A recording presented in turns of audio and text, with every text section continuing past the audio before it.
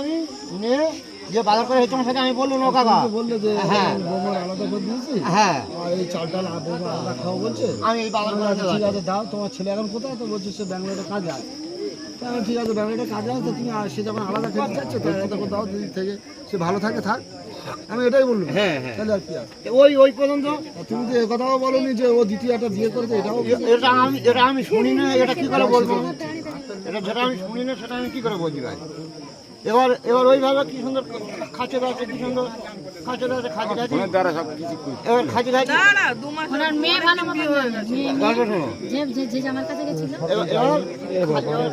ঘরে এসে বুঝলাম আমার ক্যানিং দরকার ছিল, ফোন সারাবার জন্য আমি গিয়েছি। ফোন সেটা দুপুরে আমি ঘরে এসেছি, ঘরে এসে সেখানে থাকার দরকার, আমি ঘরে আছি।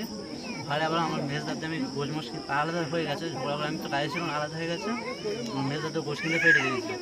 আসার পরে রান্না বান্না করলে সব কিছু ঠিক আছে, আমি ঘরে লেট করে খাবে বলে আমি লাস্টে ঘরে মার কাছে খেয়েছি। খাবার পরে সব ভালো চলছি ঘরে। রাতের বেলা এবার কটা 8টা-9টা বাজে ভাত খেয়েছি। ভাত খাওয়ার পরে আমি বাইরে গেছি, বাইরে যাওয়ার পরে এসে দেখছি ঘরে দৌড় দেওয়া আছে, ঘরে দৌড় দেওয়া ঘরে দৌড় দেওয়ার পরে আমি দৌড় ঠুঁচছি আপনার লাইট মেরে এখন ডাকছি, ঠিক আছে? ও কোনো সাড়াই দেয় না, ঠিক আছে? কাপড় চেলে চেলে মারছি, তাও দাদু কোনো সাড়াই নেই। তারপরে আমি ওরা এখন সাড়া দেয় না বলে আমি লাস্টে কি বললাম, আমার ছেলে কেঁতা সেলাই করে সেই কেঁতা নিয়ে পানি ঝাপটা ঢুকছে ঘরে, সেই অবস্থা আমি নিজেই শুয়েছে। ওটা করেছে কেন সেই জানে, সেটা আমি তার সাথে তো কোনো ঝগড়া নেই, ঝামেলা নেই, তার সাথে ঝগড়া নেই, ফোন নেই, কথা নেই। হঠাৎ তুমি আসলে বাজার করে দিলে, ও রান্না করলো, তুমি আমি তো ও এসে তোমাকে দেখা দিচ্ছে না বা তোমার সাথে কথা বলছে না, কথাই তো বলে না, আমার টোটালি কথাই বলে না। হঠাৎ কেন? সেটা আমার ভাবি ছিল, হতেই পারে না, এটা অবাস্তব কথাবার্তা বলে সেটা অবাস্তবই না, সে তো এখানে নেই, আমি পুরো সামনাসামনি আসবো। আমরা কিন্তু এখানে কোনো মীমাংসা করতে আসিনি, না এখানে আমরা বিচার করতে আসিনি, জাস্ট এখানটায় আসলাম একটু করে শোনার জন্য। তোমার মুখ থেকে শুনো, তোমার বাবার মুখ থেকে শুনো, এই দাদার মুখ থেকেও শুনবো, লাস্টে গ্রামের মুখ থেকে শুনবো। তারপরে আমাদের ওখানে অফিসে বসে তোমার হবে ফয়সালা, এটা ওইখানটা একটা মীমাংসা জায়গা হবে। ঠিক আছে? তুমি বিয়ে করেছো? হ্যাঁ আমি করেছি, কারণ ও এর আগে একবার বিষ খেয়েছে, ঠিক আছে? বিষ খাবার পরে হঠাৎ কোথায় কিছু না, এরকম পুরো মাদের ওখানে নবী দিবাস হয়েছে, নবী দিবাসে গিয়েছে। যাওয়ার পরে পুরো আমি ব্যাঙ্গালোর থেকে ঘরে গেছি, ঘরে আসি তার 2 দিন বাদে আমি গিয়েছি, গিয়ে ওখানে ঘুরে ঘেরে পুরো ভালো অবস্থায় ঘুরে এসেছি। তারপরের দিন ভালো দিন গেল, এবার ঘরে একসাথে ছিলাম, একসাথে খাওয়া দাওয়া করলো। খাওয়া দাওয়া করার পর আমি বাইরে এসেছি, বাইরে এসে আধ ঘন্টা হয়নি আমি ঘুরে গেলে দেখি না ঘরে বিষ খেয়ে পড়ে আছে। আমি সেদিন আর দেখা পেতাম, ওই মানুষটা মরে যেত, মরে গেলে দোষটা কারো তো আমার হতো। পুরো কোনো কথা নেই, কোনো কিছু নেই, কোনো ঝামেলা নেই। এই পরে বিষ খাবার পরে হসপিটালে ভর্তি করা হয়েছে। আচ্ছা আমি একটা কথা বলি, কোনো কারণ নেই, অকারণ নেই, তোমার বউটাকে যেরকম বিয়ে করার কি করে?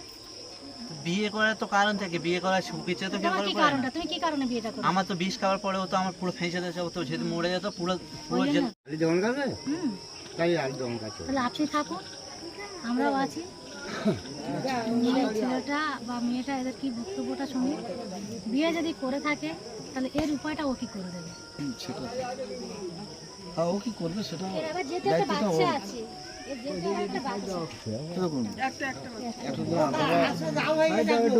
আপনারা এসেছেন, আপনারা হচ্ছে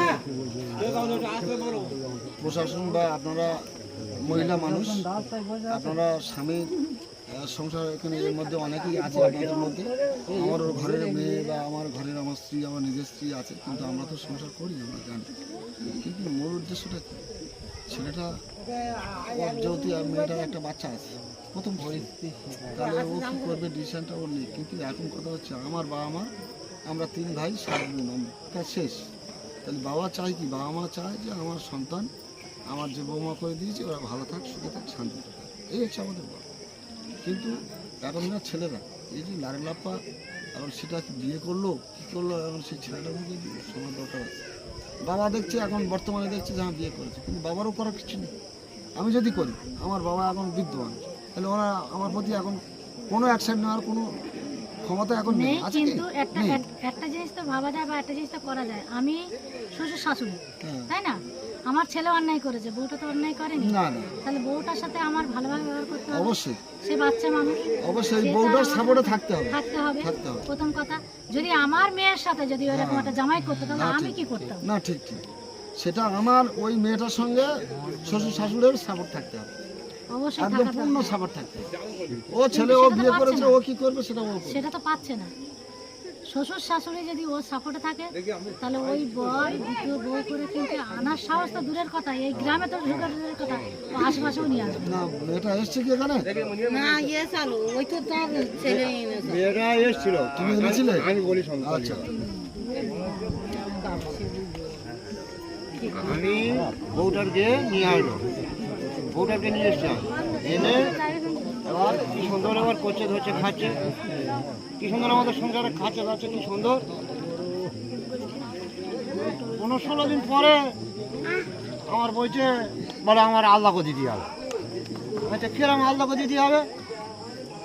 আমরা দুটো মানুষ আর তুমি 3টে মানুষ, ছেলে রয়েছে বাইরে, তাহলে 4টে মানুষ, ছেলে তো সে বাড়িতে নিয়ে মানে 3 জন, তাহলে 3টে মানুষ খাওয়া আলাদা খাবে কেন তুমি?